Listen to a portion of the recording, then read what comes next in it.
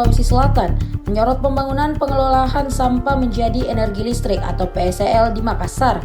Organisasi lingkungan hidup terbesar di Indonesia ini menyayangkan kerangka acuan analisis dampak lingkungan atau AMDAL-nya tak dibarengi kajian lengkap. Divisi Transisi Energi Walhi Sulawesi Selatan, Fadli menyampaikan tak ada kajian dioksin dalam rencana pembangunan PSEL ini.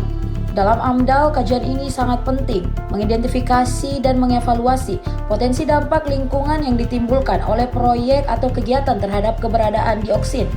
Dioksin dapat mencemari berbagai kompartemen lingkungan dan memiliki potensi dampak kesehatan yang serius, termasuk risiko kanker. Fadli ikut mendampingi warga Kecamatan Tamalan Rea bertemu Wali Kota Makassar Munafri Arifuddin menyampaikan penolakan tentang lokasi pembangunan PSEL tersebut. Belum dilibatkan secara bermakna.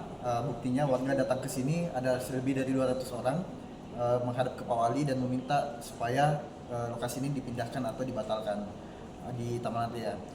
Dan terkait AMDAL, kami menemukan bahwa ternyata di kerangka acuan AMDAL ini tidak ada kajian terkait dioksin.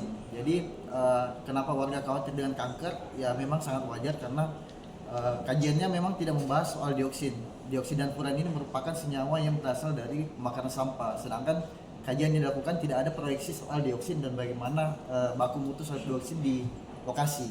Nah, itu yang sangat kami sayangkan karena AMDAL ini menjadi patokan bagaimana kedepannya soal lingkungan. Kalau seandainya dioksin tidak dianggap sebagai suatu baku mutu, maka ini sangat berbahaya bagi kesehatan warga, khususnya bagi masyarakat yang khawatir akan kanker. Mungkin itu ya, saya kira mungkin AMDAL-nya tidak disetujui untuk izin lingkungannya atau dibatalkan kalau sudah ada.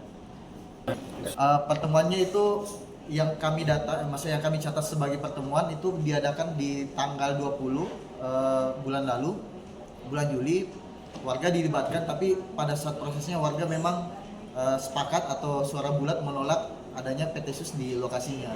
Jadi kalau proses AMDAL-nya mau berjalan sesuai dengan semestinya, seharusnya PT SUS tidak melanjutkan karena warga memang tidak menginginkan keberadaan PT SUS. Ya. Dan sangat disayangkan dari hasil setelah itu PT SUS justru melanjutkan kegiatannya dan mereka belum punya izin lingkungan dan dokumen-dokumen lainnya. Jadi bisa dibilang aktivitas PT SUS di sana itu masih ilegal. Mereka sudah melakukan pengeboran sama pengukuran detail-detail dan mereka juga membuat kemarin kegiatan pesta 17 Agustus.